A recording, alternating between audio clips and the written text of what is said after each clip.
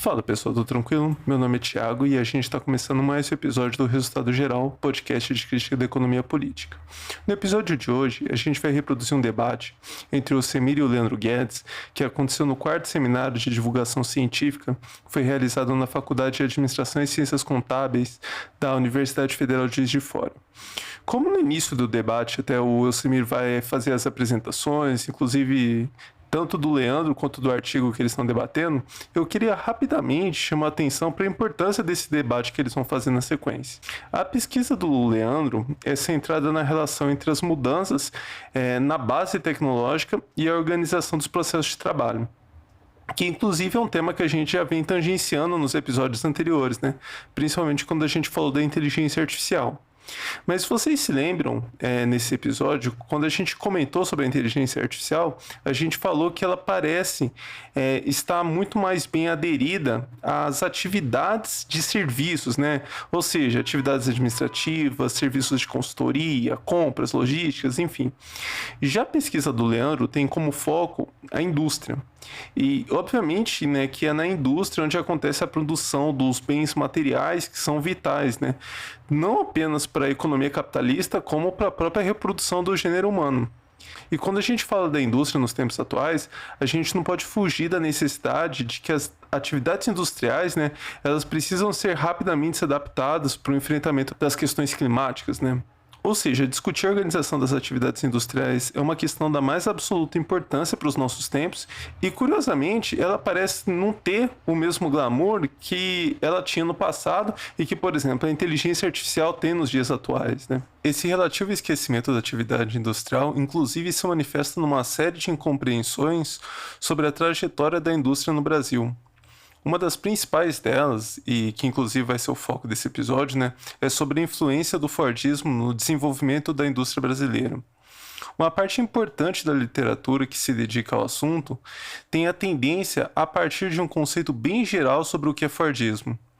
E a partir desse conceito bem genérico, acaba encontrando Fordismo nas mais diferentes fábricas e até mesmo como um paradigma de política econômica, que inclusive teria sido um dos pilares do estado de bem-estar social.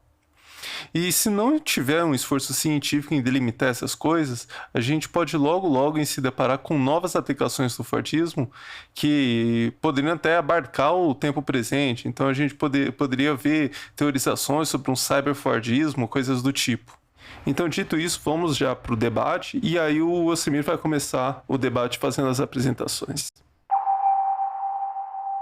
Feitos esses comentários iniciais, a gente vai começar aqui com a apresentação do Leandro, né, Teodoro Guedes, que, enfim, é um companheiro aqui de pesquisa já tem alguns anos, né? Ele é graduado em administração, é graduado aqui na casa, né?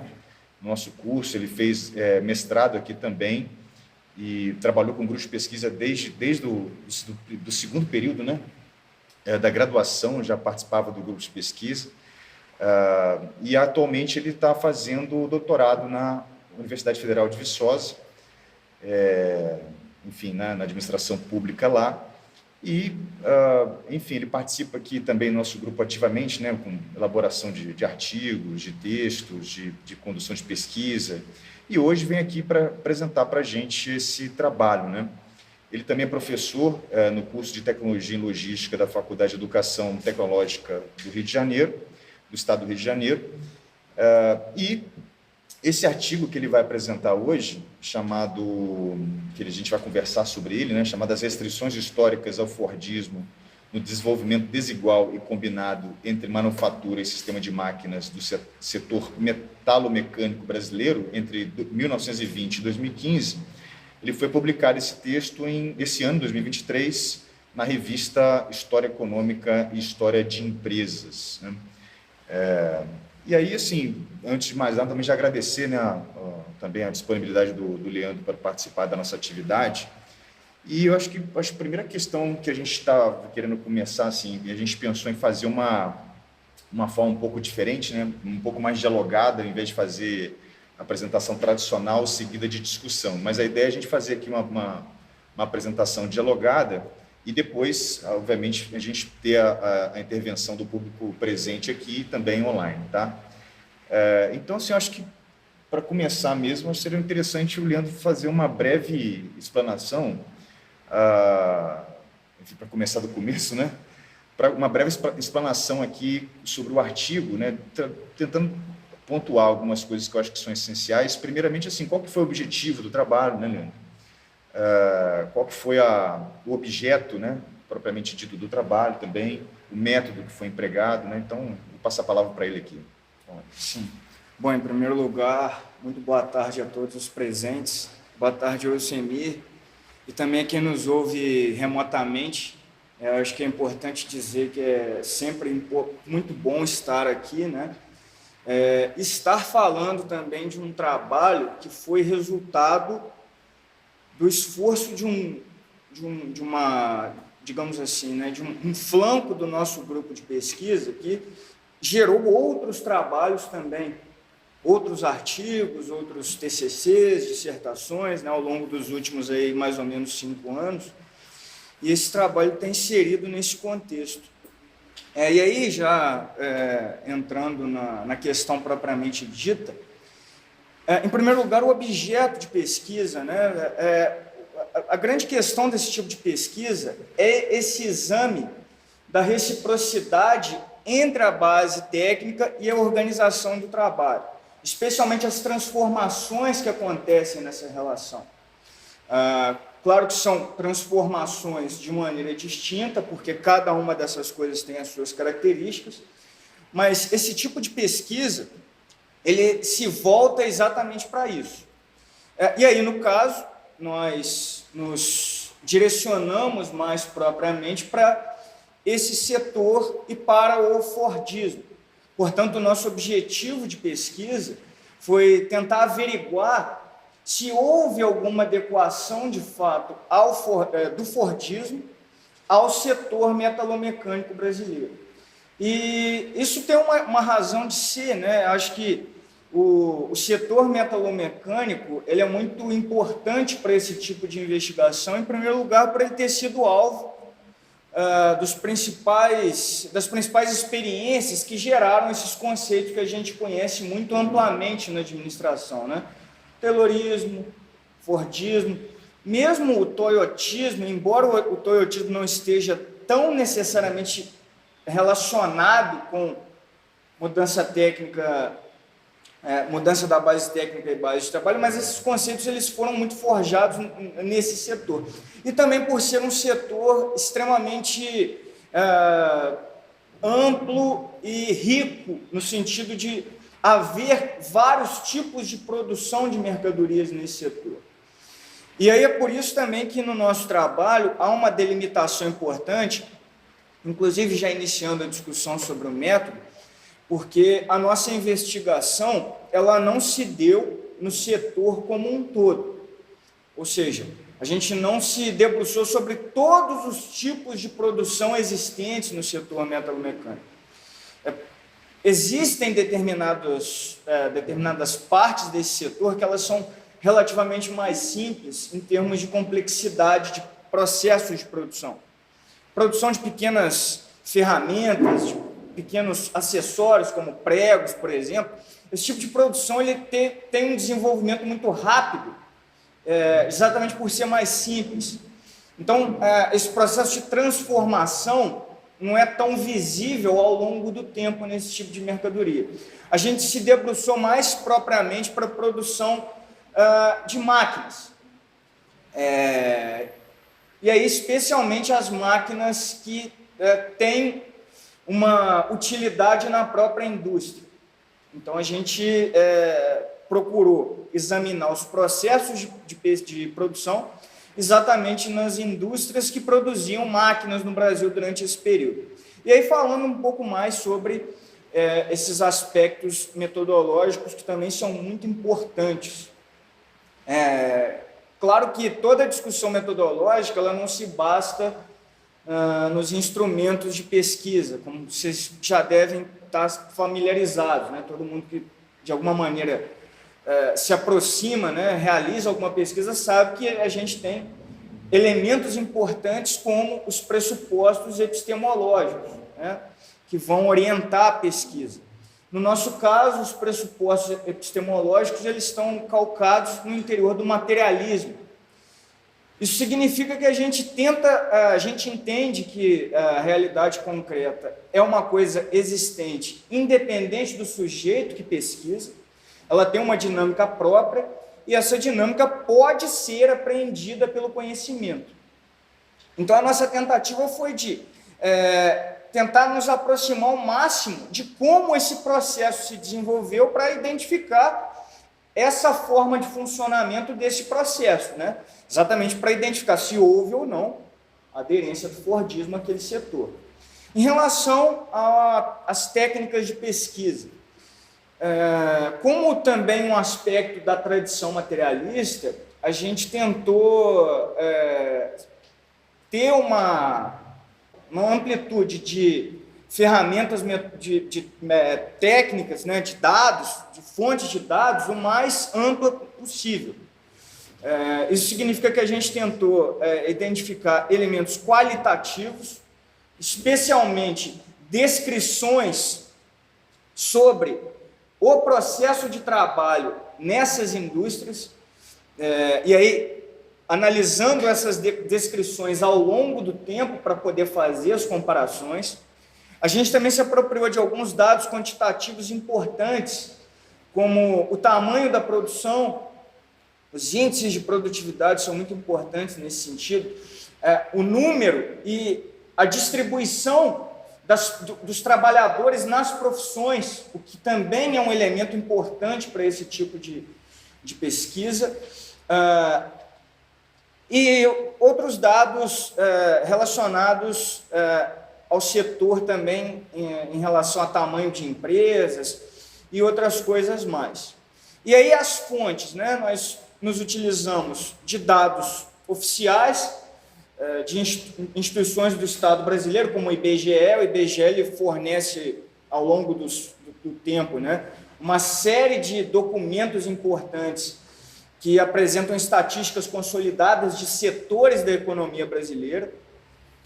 A gente tentou procurar descrições dos processos de trabalho, muitos arquivos de empresas do setor que ainda estão ativas, inclusive possuem acervos eletrônicos, com descrições dos processos, fotos, etc., né?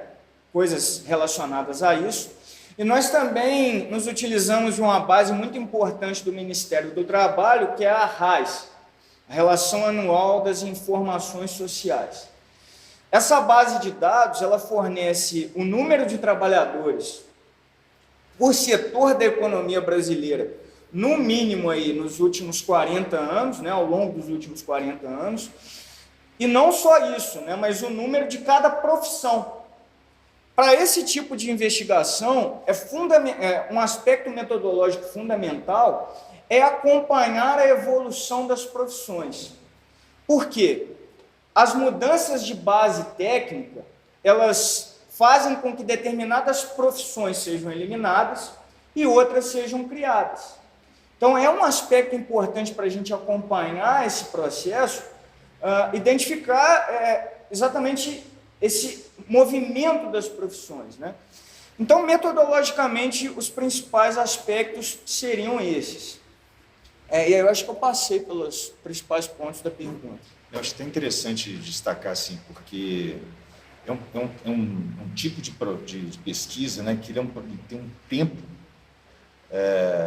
leva muito tempo, né, para levantar esses dados, né? Ouvindo falar assim, é uma síntese do negócio, só que demora muito tempo, porque é quase que um trabalho de escavação, né, de ficar em arquivo, livro empoeirado, né, arrumar relatório antigo que ninguém tem acesso mais. Então é um negócio que demora muito tempo, né, muito trabalhoso, né, de fazer esses levantamentos todos. Mas aí, emendando na questão, para dar sequência, assim, e quais foram os achados principais que a pesquisa trouxe, então, a partir desse levantamento? Sim.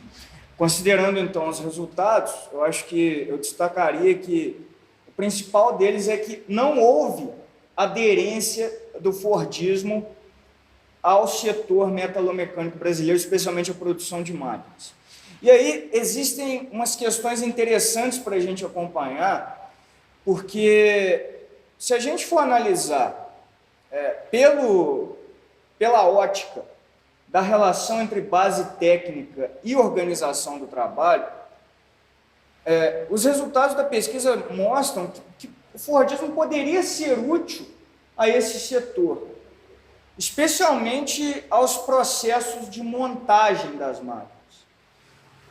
Porque, bom, como o Fordismo é um tipo de método de trabalho ligado a uma base técnica da manufatura, né? Depois a gente vai falar um pouco mais sobre isso. A base técnica da montagem de máquinas, ela era muito parecida com as das indústrias que se apropriaram historicamente do Fordismo. Então, haveria possibilidade concreta da utilização do Fordismo por esses setores. Só que existe um aspecto adicional caracterizador do Fordismo que é muito importante também, que é exatamente a produção em massa.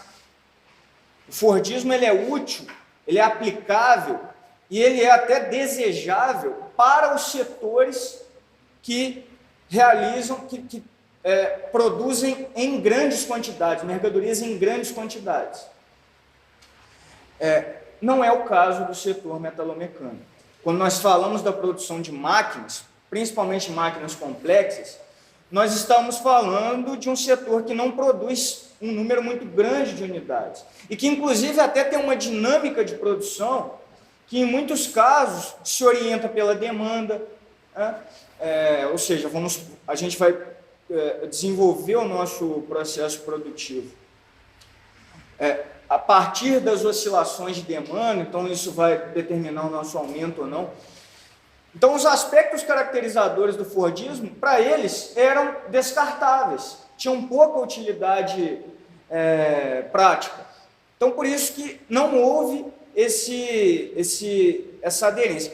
E aí também falando um pouco mais, só para apresentar um pouco melhor os resultados da pesquisa, a gente identificou que esse setor ele possui duas partes principais de processo de produção: a usinagem de peças e a montagem.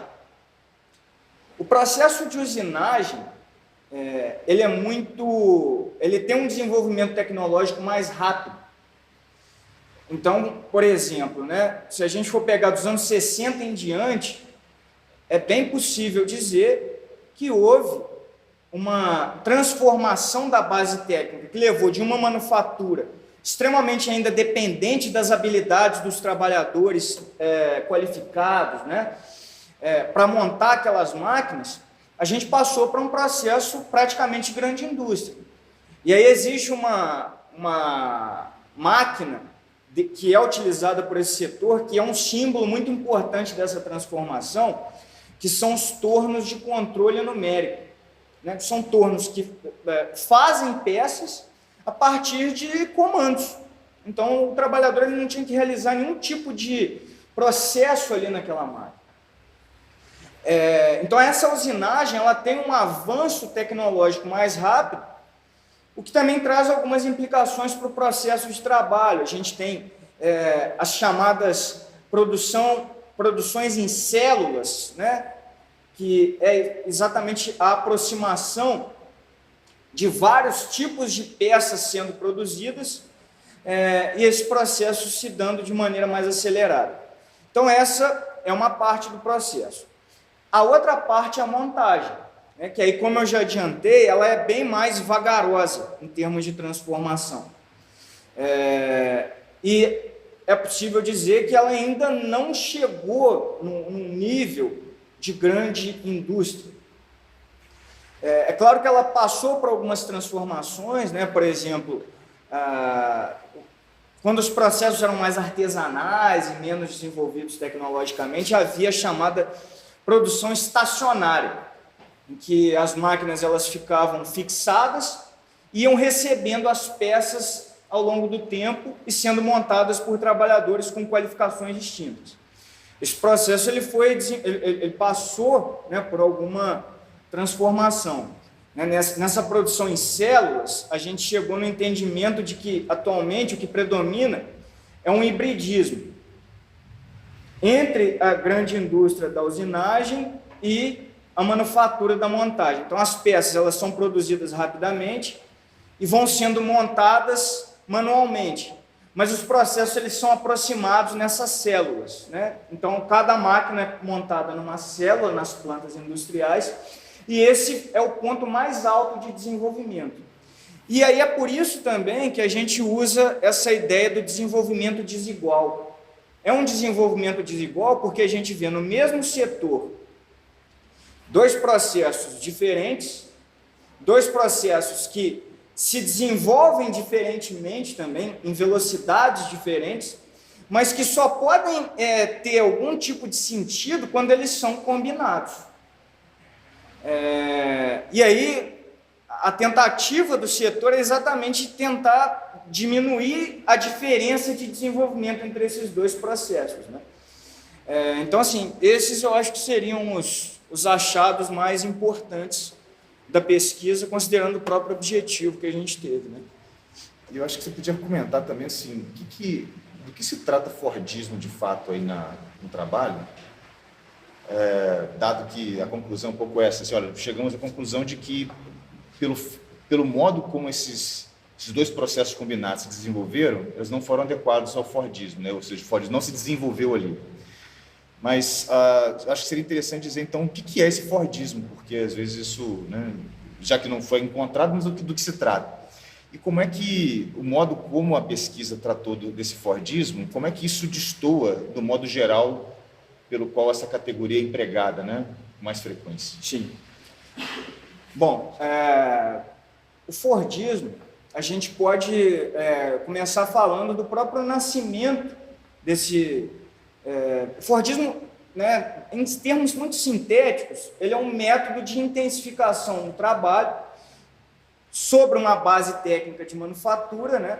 E aí o grande objetivo é eliminar os tempos do processo de trabalho que são inúteis, que não são utilizados, né?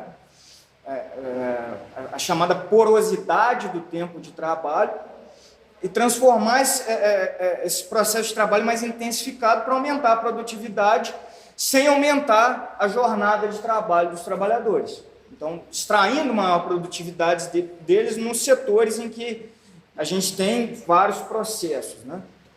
A gente pode voltar lá atrás, no próprio Ford, no próprio desenvolvimento da Ford como uma das primeiras grandes corporações do setor automobilístico, que, né, ali a gente tinha algumas outras características, como uma padronização maior do carro, que era produzido, né, e tudo mais, mas a gente tinha um processo mais ou menos semelhante. A montagem, havia ali exatamente as correias e as linhas de montagem, que davam uma velocidade para o trabalho, né, exigiam que os trabalhadores realizassem os processos mais velozmente, mas que ainda dependia muito do chamado trabalho vivo, das qualidades dos trabalhadores para realizarem aqueles processos.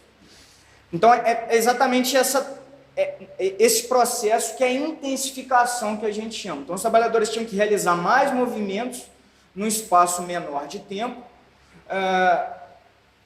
serem mais produtivos, né, para que se produzisse ali um volume grande de veículos no final do dia. E aí a gente entende, né, que isso se dá sobre essa chamada base técnica da manufatura, que é um certo desenvolvimento das ferramentas de trabalho, e eu estou chamando também a linha de produção de uma ferramenta, que ela não é uma máquina propriamente dita, ela não realiza os processos de trabalho, então tem um sofisticamento nessas ferramentas, mas ainda há dependência de um trabalho mais ou menos qualificado, né, para realizar os movimentos nas partes distintas do processo. E aí essa concepção do Fordismo, né, que a gente segue, ela foi desenvolvida por algumas linhas de pesquisadores no próprio Brasil. Nós temos um autor importante que inclusive nos serve de inspiração, o Benedito de Moraes Neto, que fez a sua carreira em São Paulo. Ele tem uma série de livros que tratam sobre essa determinação do Fordismo. Na Argentina também tem um grupo de pesquisa muito dedicado a essas questões, que parte dessas mesmas concepções. Então, o nosso entendimento é esse, né? Isso também tem relação com a nossa aderência ao materialismo, exatamente porque essa compreensão da reciprocidade da base técnica com a organização do trabalho é discutida no próprio Marx por essas categorias: cooperação, manufatura, grande indústria, né, que vão mostrando esse desenvolvimento. Essa concepção da qual nós partimos e que iluminou o nosso objetivo de pesquisa, a nossa pesquisa e as nossas conclusões, ela é muito diferente da concepção que a gente ouve na maior parte dos lugares, que é o entendimento do Fordismo não só como um método de produção, mas como um conceito que tenta explicar toda a relação social de um determinado período de tempo, especialmente o período que durou do final da Segunda Guerra até mais ou menos os anos 70. A ideia, que aí está muito forte pela chamada escola regulacionista da economia, mas é apropriada por vários outros grupos intelectuais, né, tradições intelectuais, a ideia de que esse processo fordista ele se espraiou por todos os setores da economia, todos, independente das características, das qualidades dos setores. Então, ele se apoderou de todos eles, e pelo fato dele trazer essa possibilidade da produção em massa, ele também ajudou muito a desenvolver o chamado estado de bem-estar social e também o próprio keynesianismo, né? Porque, assim, nesse período, que é um certo período de relativa estabilidade do capitalismo, as pessoas passaram a ter um salário mais ou menos razoável, maior do que tinham antes, a renda da classe trabalhadora subiu, as pessoas tiveram mais disposição para consumir e elas consumiam exatamente esses produtos que eram produzidos pelo Fordismo, né, como um todo. Isso também tem a ver com o keynesianismo, que é uma escola da economia, né, que entende que é exatamente o consumo, né, a demanda, que vai sendo o motor da economia. Então, essas tradições intelectuais, elas pegam o Fordismo desse processo bem particular que a gente acabou de falar e levam para um plano muito geral, né, e tentam fazer essas explicações. Na nossa concepção, o que essas escolas fazem é equivocado, né, exatamente porque elas tiram do Fordismo todas as suas características determinantes e transformam ele em algo extremamente abstrato, né, e que serve para explicar qualquer coisa que aconteceu nesse período localizado entre o final dos anos 40 e os anos 70.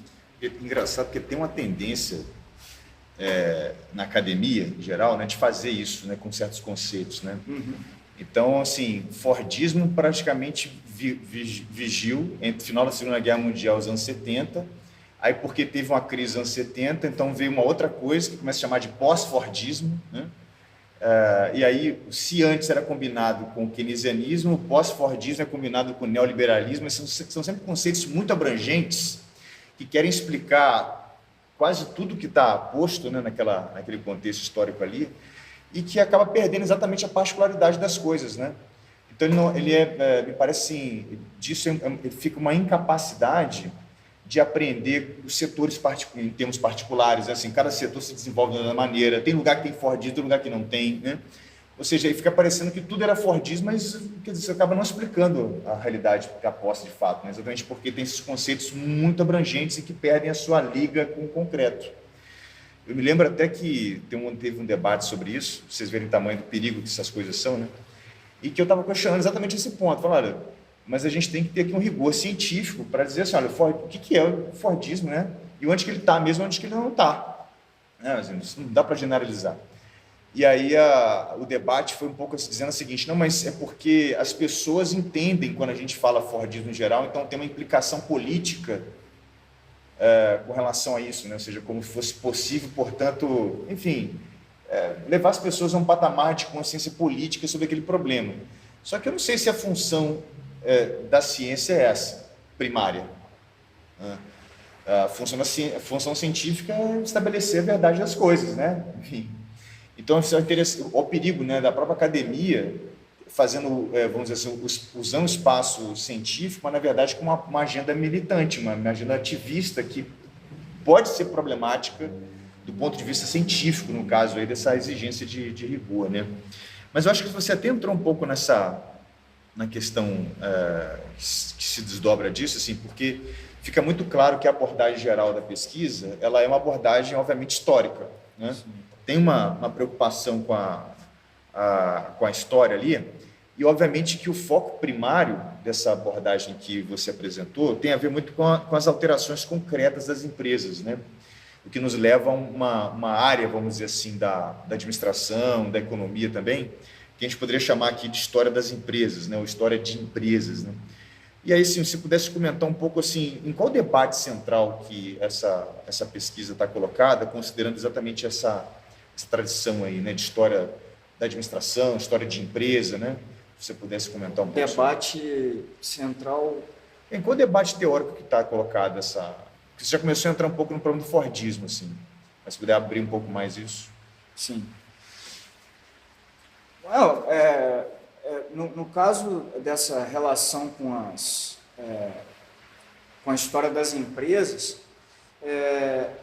a grande questão, né, a grande função de estudar esse tipo de processo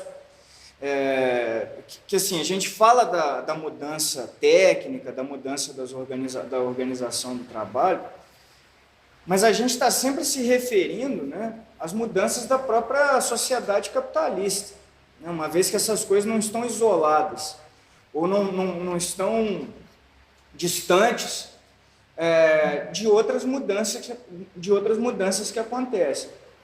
Então, quando a gente vai levando esse debate, vai puxando a relação que ele vai estabelecendo com outros fatores, a questão de fundo é exatamente essa, né? A tentativa de referir essas mudanças que estão mais localizadas no plano da produção, mas que elas começam a se conectar com outras, né?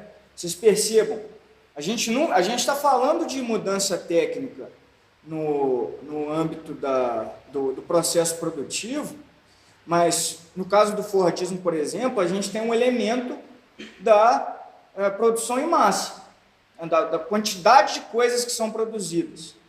Então a gente está relacionando a produção já nesse momento com a própria circulação de mercadorias, ou seja, elas são produzidas para serem vendidas. Então aí já entram os processos de logística, de publicidade, né, e tudo mais. Então o debate maior é exatamente essa tentativa de compreender essas mudanças para tentar entender o movimento da própria sociedade capitalista, né? da própria sociedade na qual esses processos vão acontecendo e vão se transformando, né? E vão levando aí ao longo do tempo. E é por isso que a gente também entende, né, esses processos não só como meras mudanças técnicas, mas com mudanças técnicas que possuem implicações sociais muito importantes.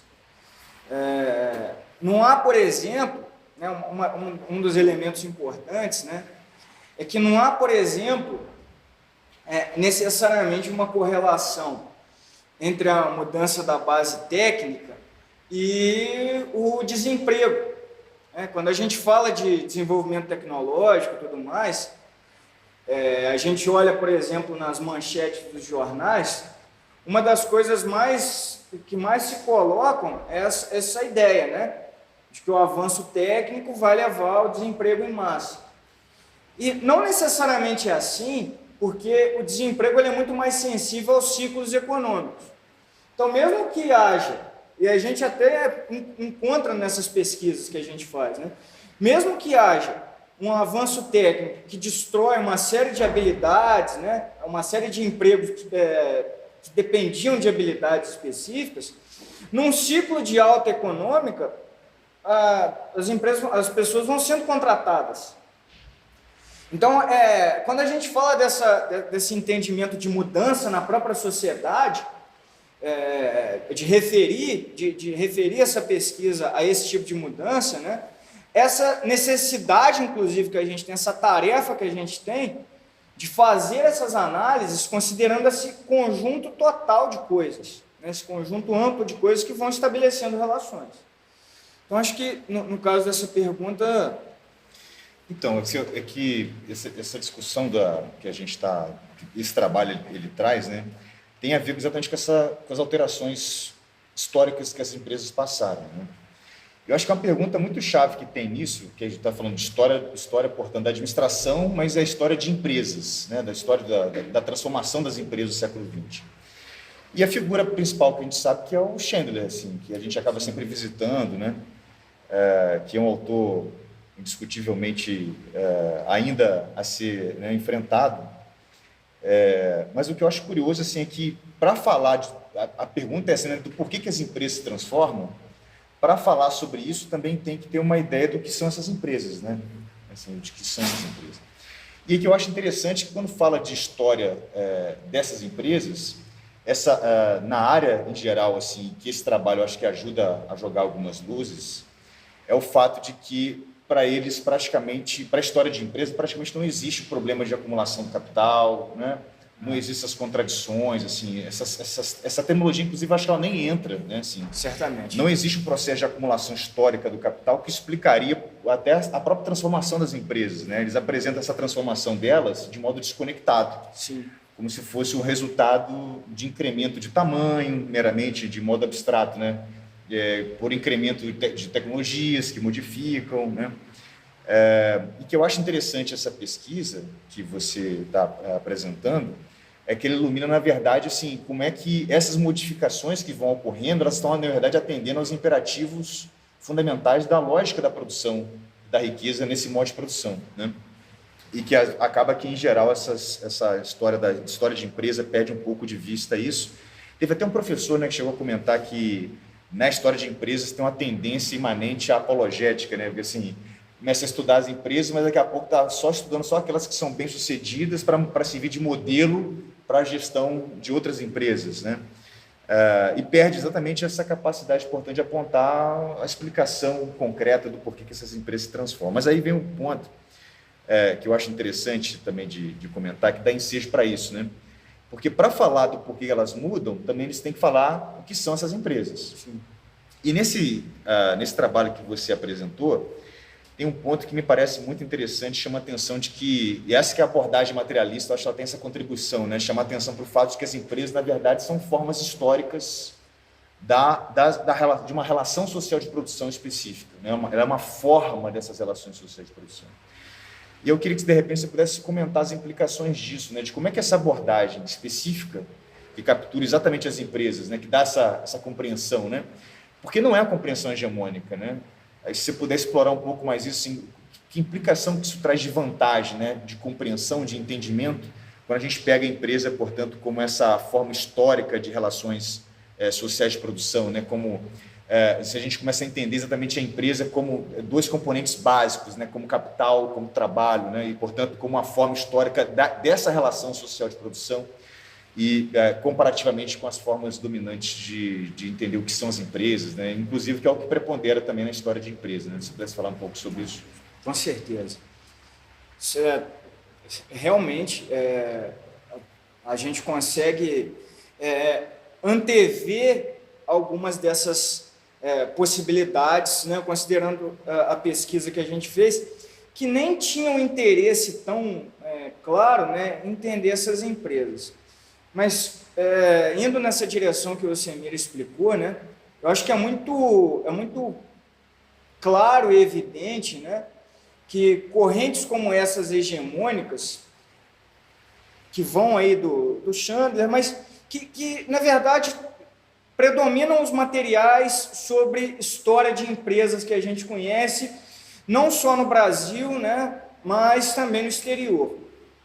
É exatamente essa ideia de existe um aspecto positivo, que é exatamente essa busca pela história, pela realidade dos fatos, de tentar mostrar como as transformações aconteceram, ainda que no âmbito interno dessas empresas. E esse, sem dúvida nenhuma, é um esforço incontornável para qualquer pesquisa que queira analisar as empresas, as transformações das empresas à luz das próprias transformações da sociedade. Só que eu acho que, e aí também reiterando o que o Semir acabou de dizer, né, o fato deles estacionarem nesse primeiro momento, deles se satisfazerem em apresentar essas transformações internas, quais os processos que eram realizados, né, quais passaram a ser, quais setores da empresa foram sendo incorporados, coisas desse tipo. A grande desvantagem disso é que realmente fica impossível a gente conseguir compreender a empresa à luz dessas transformações, estacionando nesses fatos. É preciso ir além, é preciso dar um passo adiante. Eu acho até que o fato dessas correntes ligadas ao Chandler, por exemplo, terem essa limitação, também está relacionada com esse interesse prático que eles tinham, né? O interesse era exatamente informar os novos gestores, mostrar para os novos gestores o que funciona e o que não funciona, qual tipo de empresa que dá certo, o que elas fizeram, né, e o que evitar em relação às empresas que deram errado. Quando a gente leva esse interesse para o plano científico, de tentar compreender o que são de fato as empresas, de tentar compreender como as empresas estabelecem as reciprocidades com o modo de produção capitalista, a gente consegue dar esse passo adiante, a gente consegue ir além. E aí também a gente também tem a tarefa de também analisar esses outros aspectos, sobretudo como as empresas se relacionam com os outros complexos sociais, né? Com o Estado, por exemplo, e outras coisas. Então, a gente tem a vantagem, quando a gente tem essa necessidade de ir além, ir um pouco mais, analisar as outras relações existentes além do que acontece internamente, a gente tem essa vantagem de exatamente conseguir compreender o que são de fato as empresas, né? O que não está evidente, o que não se mostra na aparência. Qual é essa real função dessas empresas no interior do modo de produção? Isso também traz alguns novos desafios, e aí também eu acho que é interessante dizer que a gente ainda está num estágio prematuro dessas pesquisas, né? Existem o esforço de pesquisa sobre a natureza das empresas no materialismo ainda é algo bastante novo, né? Que não tem ainda um desenvolvimento tão grande. Então a gente tem uma vantagem potencial, uma possibilidade interessante de avançar em relação a isso, em relação a compreender historicamente as empresas, mas é algo que ainda é preciso ser realizado. É uma tarefa que a gente ainda tem para realizar todo esse potencial, para colocar isso em prática. E deixa eu te perguntar uma coisa, assim, essa pesquisa em particular, né, que você dedicou mais tempo e mais atenção, que implicações que você enumeraria, assim, que ela poderia apresentar para graduação e para pós-graduação em administração? Assim, que tipo de implicação que isso traz? Bom, em primeiro lugar, eu acho que para a graduação é um tipo de estudo importante, porque nós sabemos, né, todo mundo aqui que, ainda que esteja na graduação, mas já conhece mais ou menos a estrutura do curso, nós sabemos que esses aspectos históricos são quase nada ou nada abordados. E aí, quando eu digo isso, eu estou falando de qualquer tipo de orientação, né, epistemológica. A gente não tem muito esse tratamento. O que a gente tem um contato maior são com algumas práticas mais contemporâneas, né, mais atuais, ou com algumas formulações teóricas consolidadas, né, e que vão passando ao longo do tempo, né, vão se reproduzindo por meio de livros didáticos e tudo mais. Além disso, eu acho que eu não estou cometendo um erro em dizer que o desenvolvimento da administração no próprio Brasil não é tão conhecido assim na própria graduação, não é tão debatido na graduação. Então, nesse sentido, eu acho que a pesquisa traz algumas contribuições nessa direção. A gente, por exemplo, mostra como não é tão simples assim a ideia geral que se tem do Fordismo. E a gente também traz essa possibilidade de mostrar como, no Brasil, a gente também tem um desenvolvimento próprio. Porque nessa direção que o Semir também já comentou, né, de considerar a particularidade histórica, a gente também tem que entender a diferença de desenvolvimento entre os países.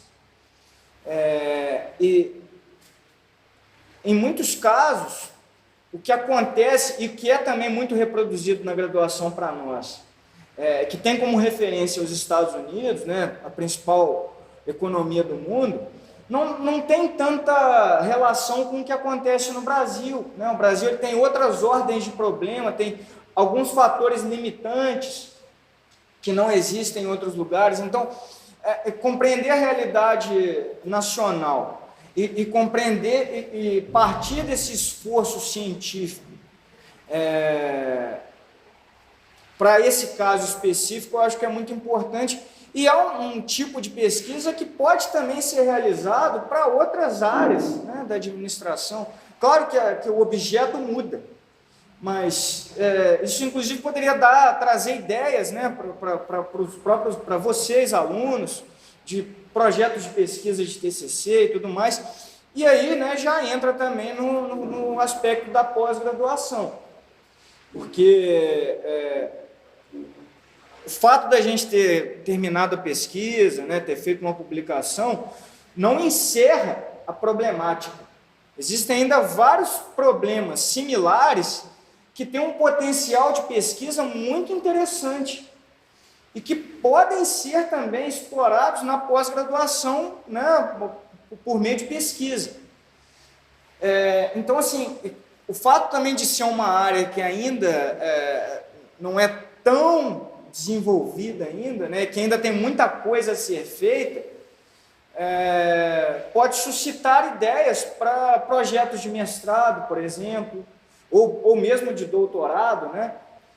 Então, pensando numa pós-graduação, talvez tenha aqui um elemento de inspiração para outras ideias, né? Não necessariamente partindo das mesmas coisas que nós pesquisamos, mas outras ideias similares, que sejam, né, a respeito da história da administração, da história das empresas, não necessariamente da base técnica, mas eu consideraria que são os aspectos principais, né, no ensino, na graduação e também na pesquisa para a pós-graduação. Okay. Bom, então enfim, eu acho que a gente vai encerrar, né, com esse comentário, encerrar, que eu digo, esse momento, né? Uhum. E tentar abrir agora para a participação do público presente aqui e também online, com questões que queiram fazer, para compartilhar com a gente, enfim, algum ponto que talvez possa abrir mais, ou, enfim, algum até comentário também adicional, né? Acho que a participação aí pode ser livre, né? Isso aí. Pode ser questão, mas pode ser também apresentação de uma inquietação, né? Tem alguém que queira falar, fazer algum comentário? Fazer alguma questão? Público presente online também. Pode ficar à vontade no chat que eu estou monitorando, tá? Temos aqui uma Vamos um a um, a gente quer reunir mais uns... Tem mais gente que quer falar? O Rodrigo também quer falar? Mais alguém? A gente pode, de repente, pegar 3, né? Um embalo assim, não sei. Isso. Bom, se não tiver muita gente também, eu vai um por um também, se não tiver muita Sim. gente. Henrique, começa então, por favor. Boa tarde a todos e todas. Agradecer o espaço para fazer uma pergunta. E eu acho que a pergunta também serve tanto para o CB quanto para o Leandro, né? Que são os dois autores do artigo. E dentro da leitura que eu fiz do artigo, né, aparece uma proposição que vocês estão chamando de uma economia política das organizações, né? Que tem uma base de estudo a partir de reciprocidades, né, entre economia, a estrutura ideológica e as formas de consciência, né? Então, assim, esse tipo de estudo que vocês estão produzindo, eles conseguem atualizar bastante essas formas de consciência que chegam dentro da universidade e as superestruturas ideológicas que as formam, né? Então, eu queria saber assim, como que é possível avançar na compreensão da história do pensamento administrativo, né? Partindo desse tipo de base, desse tipo de pesquisa, quais são, para além do ensino, né, da graduação, né, mas assim, para esclarecimento das coisas como foram de fato, né, e não ficar presa a generalizações que não aderem à história do desenvolvimento econômico, das superestruturas políticas e ideológicas e do conjunto, né, do pensamento que se propõe a discutir sobre essas relações, né, entre a base econômica e a superestrutura, ou seja, de alguma forma, esse estudo contribui para o entendimento dessa totalidade articulada, né? Mas eu gostaria que talvez você desenvolvesse um pouco essa reflexão dessas inter-relações, né? Sobre o que se supõe sobre esses 3 momentos da realidade no mundo articulado. Você quer falar, Leandro? Eu começo. Pode começar. Não, Henrique, obrigado pela questão. Essa discussão que a gente chamou lá de economia política das organizações, como se fosse uma espécie de uma área, né, que nos comportaria, e ela é praticamente, de fato, uma tentativa de colocar em primeiro plano assim, essa necessidade de estudar. Quando a gente chama de organizações, a gente tem em mente principalmente, mas não só, mas principalmente Estado e empresa, né?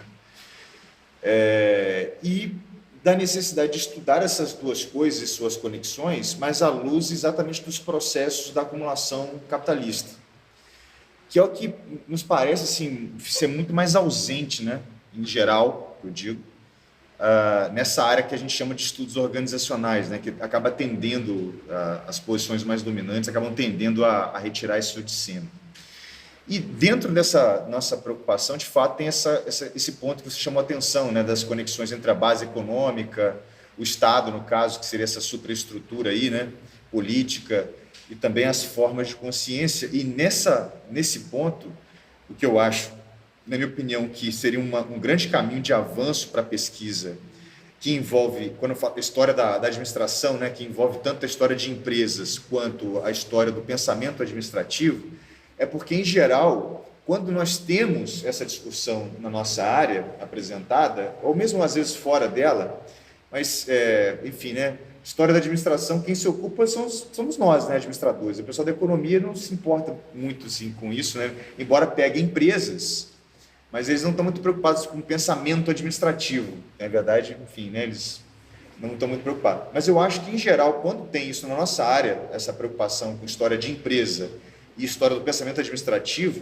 essas duas coisas elas são estudadas de modo totalmente desconectados, né? É impressionante isso, assim.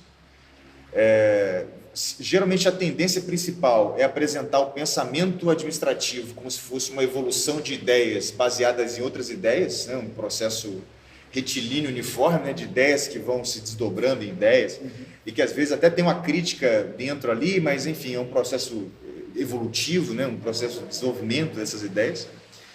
E geralmente quando eu trato das empresas também é um pouco assim, as empresas se transformaram também, e um pouco que a revelia, né, então elas se transformaram muito mais por decisões gerenciais puras, e a revelia do que também dessas ideias estavam circulando, né? Então, acho que é uma conexão, assim, estudar essas duas coisas de modo conectado, sabe? Ou seja, a transformação das empresas e do pensamento administrativo é um grande desafio, assim, porque eu acho, a minha hipótese, né, que eu acho que é uma hipótese interessante de explorar, é que o pensamento administrativo, ele reflete os problemas que a grande empresa coloca, né? Aquela grande empresa, enfim, ela própria, né, os seus problemas históricos que precisam ser resolvidos. Então, o pensamento administrativo é como se fosse uma resposta a esses problemas. E, ao mesmo tempo, a grande questão é se essas respostas têm influência ou não, né, na condução dessas grandes empresas, né? Então, essa relação, eu acho um grande... E eu nunca vi assim, nenhum trabalho consistente. Já vi assim, né?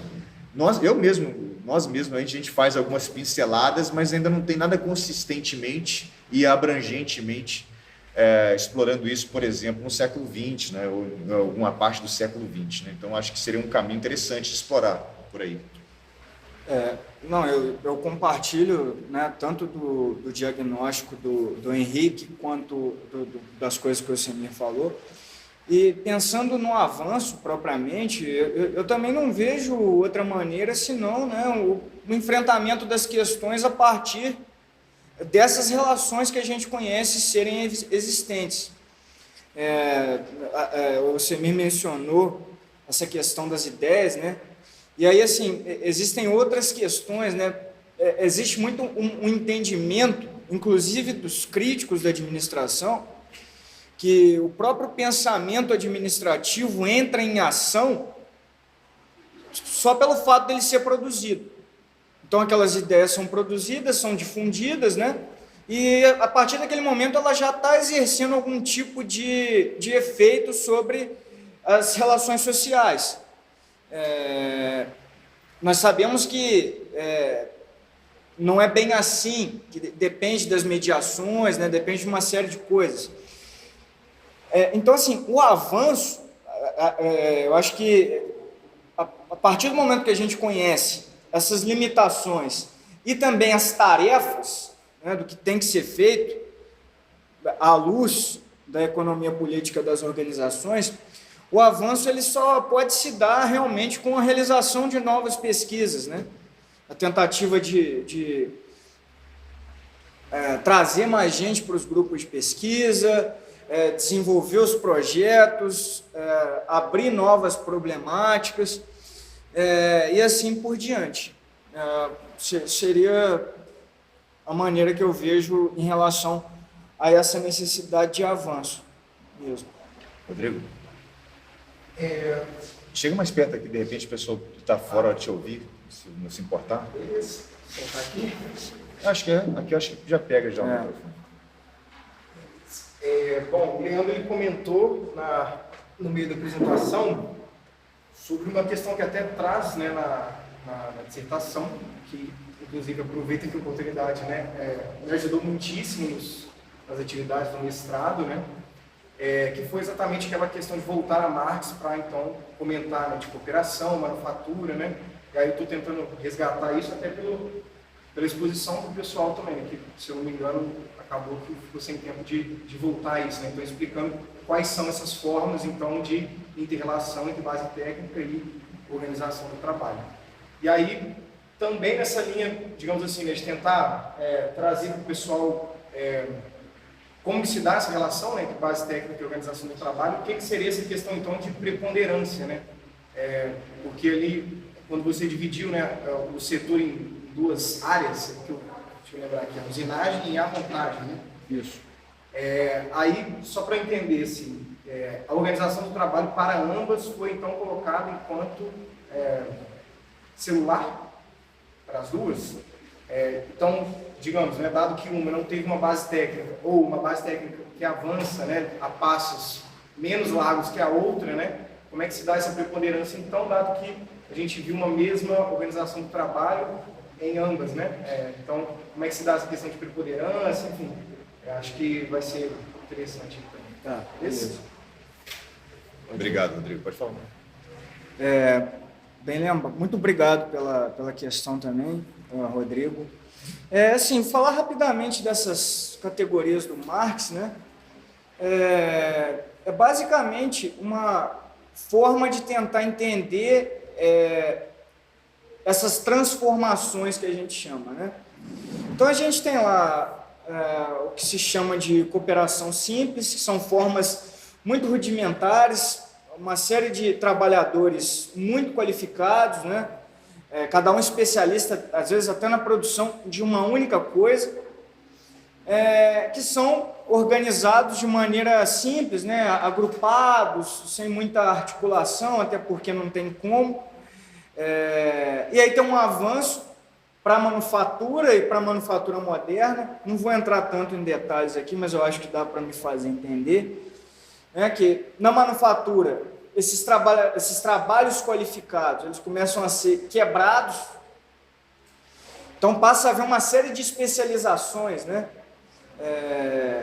Os trabalhadores eles começam a se especializar em partes do processo. Isso facilita também a produzir novas coisas mais complexas, com um número maior de peças, com processos mais diferentes, mas ainda assim há uma dependência das qualidades dos trabalhadores, eles são meramente operadores de ferramenta.